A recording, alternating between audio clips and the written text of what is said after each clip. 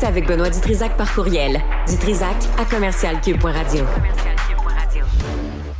Jacques Farcy est avec nous, président directeur général de la Société des alcools du Québec depuis cet été. Monsieur Farcy, bonjour. Bonjour, merci de m'accueillir. Merci de nous rendre visite. Puis comment vous...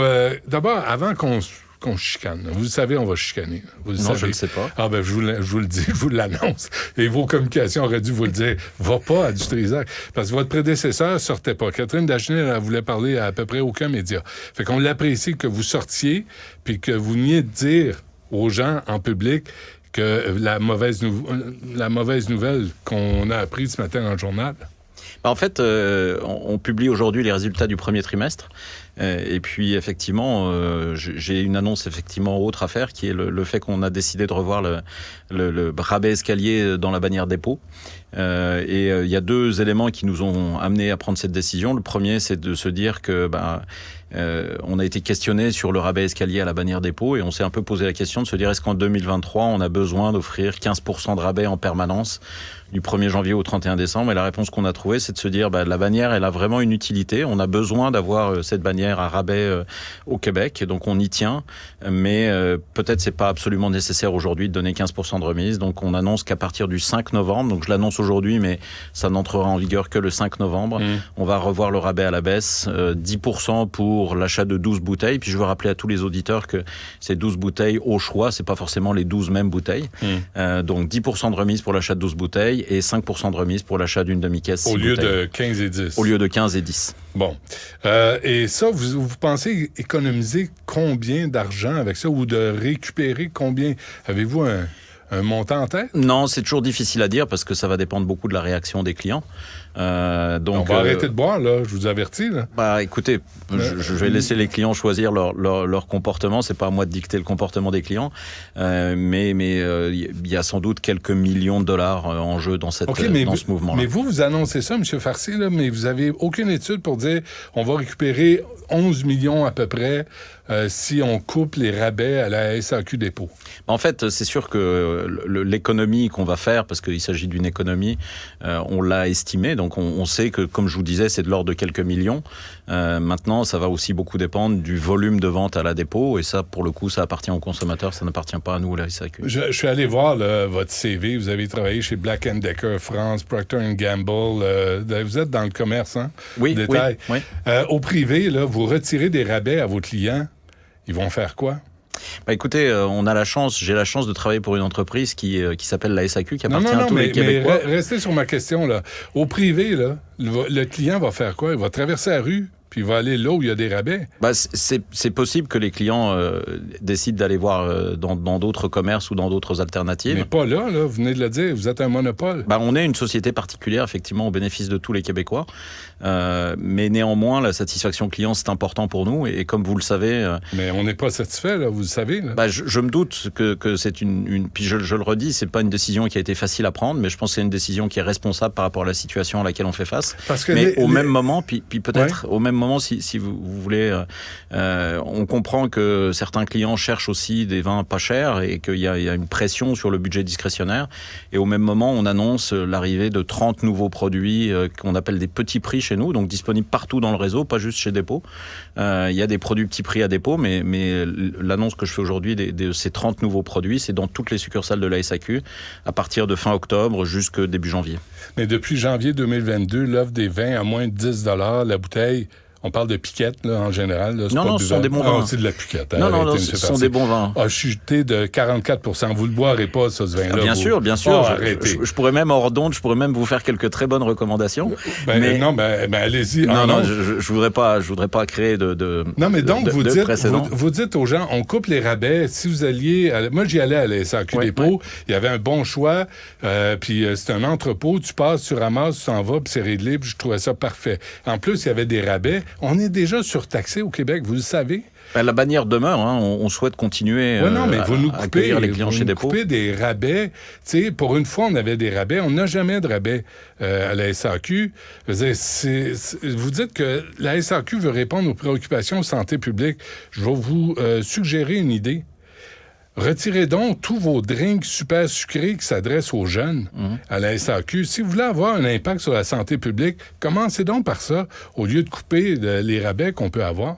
Puis peut-être vous vous souvenez, par rapport à notre mandat à nous, qui est la vente responsable, peut-être vous vous souvenez qu'il y a quelques années, il y a des catégories de produits qu'on s'est toujours refusé de vendre à la SAQ.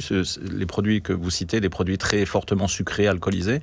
Mais aujourd'hui, on doit servir tous les Québécois. Aujourd'hui, 80% des Québécois consomment de l'alcool.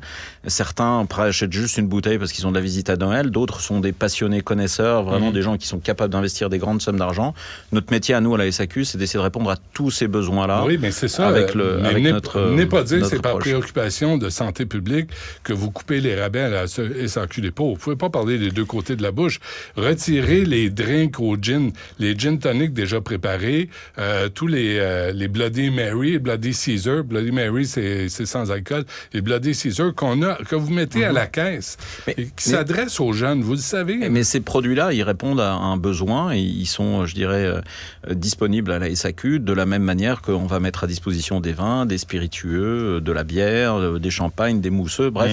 On a cette chance et je le dis pas, je mesure mes mots quand je dis ça. Je pense que la SAQ est un avantage pour le Québec.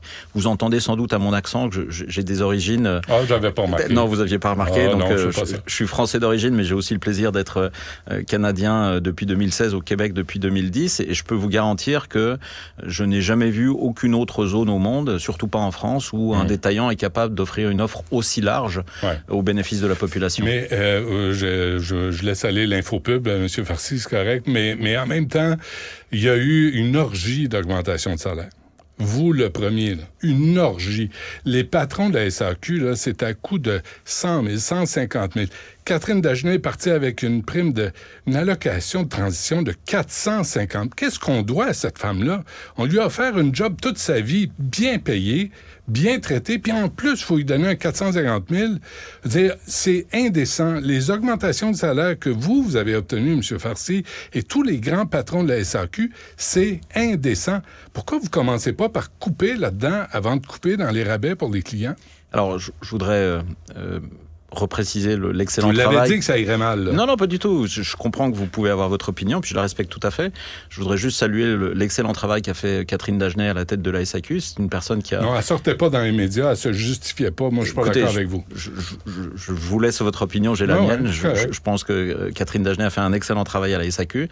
En ce qui concerne mon salaire, ça fait partie, je dirais, des conditions de travail. C'est quelque chose qui est géré par les emplois supérieurs. Qui décide de vous accorder une augmentation de salaire de 13,5 %? Alors en fait, mon salaire a été décidé par les emplois supérieurs, donc c'est quelque chose qui est encadré par la fonction publique. C'est quoi ça, les emplois supérieurs? Écoutez, je suis pas en mesure de vous dire exactement qui a pris cette décision-là. Je sais que quand j'ai postulé... Il y a quelqu'un quelque part qui a dit Farcy mérite 13,5 % de plus que Dagenet. En fait, quand on regarde ma rémunération globale, elle est relativement comparable à celle qu'avait Catherine Dagenet, puisque, comme vous le disiez, il y avait avant une logique de donner une prime à la fin d'un mandat de président. Je comprends que les emplois supérieurs ont décidé d'organiser les choses de manière un petit peu différente et de ne plus avoir cette prime à la fin du mandat. Mais je le redis, quand... Donc, j'avais 13,5 % sur 5 ans, en fait, ce qui fait un petit velours quand même. Puis je le redis, la manière dont le recrutement s'est passé, il y a eu un processus ouvert avec plusieurs candidats qui ont postulé. À la fin de ce processus, il y a eu une proposition qui a été faite. Je doute pas de vos compétences, M. Farcy, là. Je doute pas de ça. Je doute juste de la capacité de payer des gens.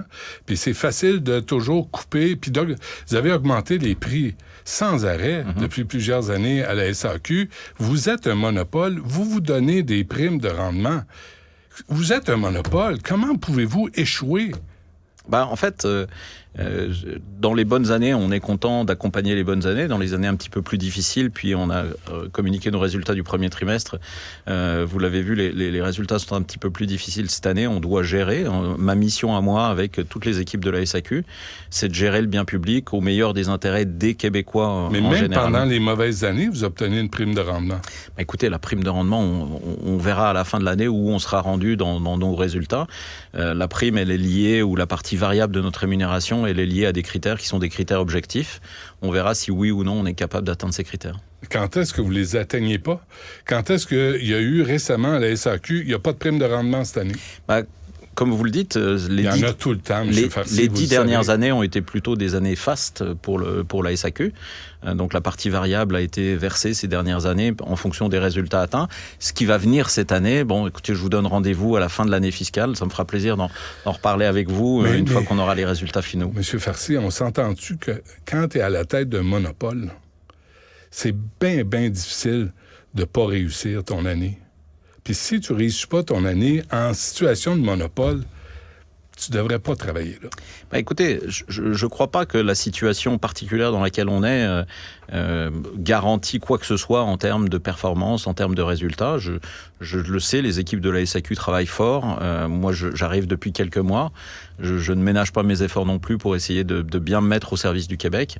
Je ne voudrais pas laisser penser que tout est facile et tout est merveilleux et tout se passe sans qu'il y ait beaucoup d'efforts de mobiliser. Et comme je le redis, on verra à la fin de l'année où ces efforts nous amèneront. Je souhaite qu'ils nous permettent de remplir l'engagement qu'on prend vis-à-vis de tous les Québécois, parce que le redis... Non, mais là, c'est parce que vous êtes bon, là, mais là, vous répondez pas à mes questions. Là, on parle de fric, là. On parle de vos salaires, de votre salaire, des autres salaires, là, des autres patrons de la SAQ qui s'accordent des primes et des augmentations de salaire. Pendant ce temps, vous coupez les vins les moins chers.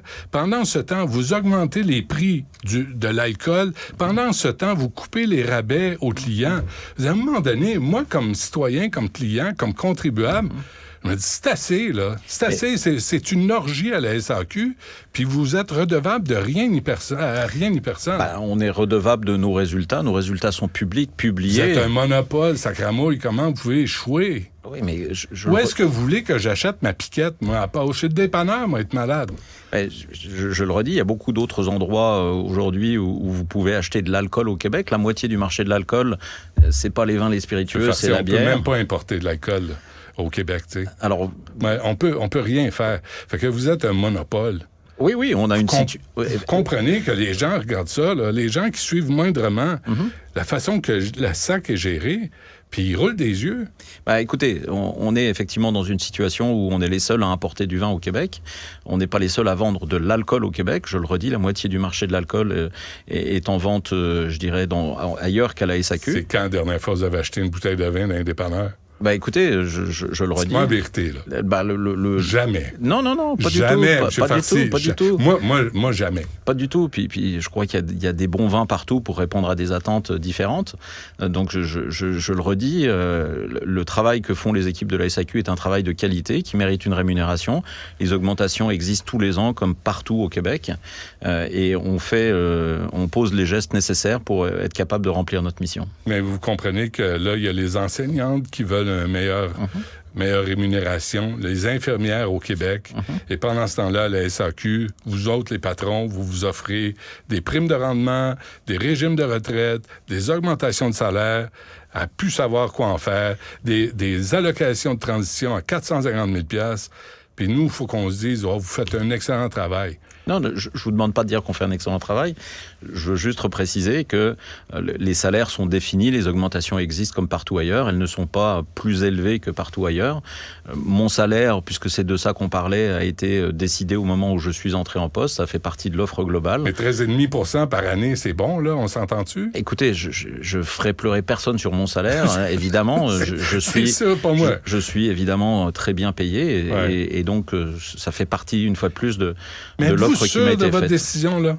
Les rabais, la SAQ dépôt. Êtes-vous sûr de cette affaire-là? Parce que je vous le dis, là, je pense que ça passera pas. Je vous le redis, c'est pas une décision qui a été facile à prendre, mais je crois que c'est une décision qui est raisonnable, et je veux le redire, la bannière SAQ dépôt est là pour rester, et je crois que je connais pas beaucoup d'autres commerces de détail qui offrent 10% en permanence du 1er janvier au 31 décembre sur l'intégralité de leurs produits. OK. Et vous avez des boutons de manchette de la SAQ. Oui, vous avez remarqué. L'épingle de la SAQ, c'est une secte, là? C'est quoi? Vous êtes le gourou d'une secte? Pas du tout. Ça me fait peur, moi, ça. Pas du tout. Je suis fier de travailler pour une entreprise qui bénéficie à tous les Québécois. C'est un modèle qui est particulier, je le redis. C'est un modèle... moi, j'ai rejoint la SAQ en 2015. Je suis pas venu parce que c'était une société d'État. J'ai découvert ce qu'était une société d'État. J'ai découvert la SAQ de l'intérieur. Et je suis convaincu que c'est un modèle qui peut bénéficier à tout le monde. Mais arrangez-vous pas pour donner raison à ceux et celles qui veulent privatiser l'alcool au Québec. Parce que c'est une bonne idée de réinvestir les profits de la SAQ dans la société. Moi, je suis d'accord avec ça. Mais arrangez-vous pas qu'on se mette à vous détester parce que vous abusez de votre position. La dernière chose que je veux, c'est que les gens détestent la SAQ. Je veux mettre toute l'énergie possible avec toutes les équipes de la SAQ pour qu'on soit le plus ouvert possible et que les Québécois comprennent l'avantage qu'est la SAQ pour eux. Je suis désolé d'avoir été déplaisant, M. Farcy, mais qu'est-ce que vous voulez? C'est ça la job. Président directeur général de la Société des alcools du Québec, merci de votre visite. Merci pour votre accueil. Et reparlons-nous. Puis allons prendre un verre avec une petite bouteille de dépanneur. Avec grand plaisir. Sans être malade. Avec grand plaisir. Merci.